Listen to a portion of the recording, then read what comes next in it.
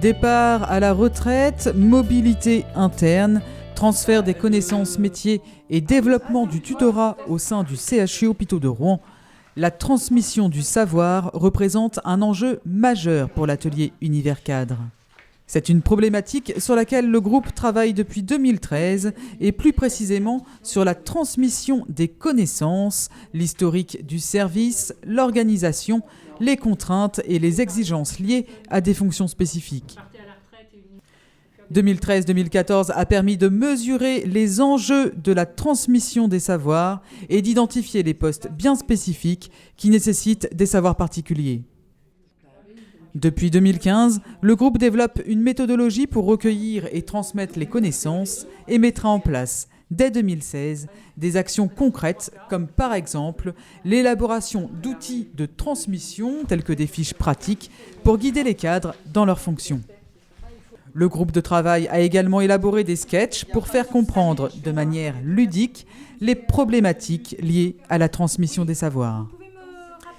Ces scénettes introduiront la conférence de l'agence Vacom qui sera proposée le 17 mars 2016 pour guider les cadres au déploiement de la transmission des savoirs au sein de l'institution. Vous avez certainement déjà vécu des situations de transmission en tant que partant.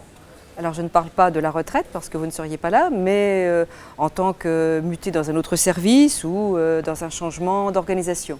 Vous avez peut-être été aussi arrivant dans un service dans le cadre d'une prise de fonction, en venant de l'extérieur ou d'un autre établissement ou d'un autre service. Alors, sur une échelle de 1 à 10, comment évalueriez-vous l'efficacité de la transmission? Pour celui qui est parti, a-t-il pu partir sereinement en ayant l'impression d'avoir transmis tout ce qui était nécessaire? Pour celui qui est arrivé, a-t-il pu prendre sa fonction comme il le souhaitait? A-t-il pu prendre en main l'équipe?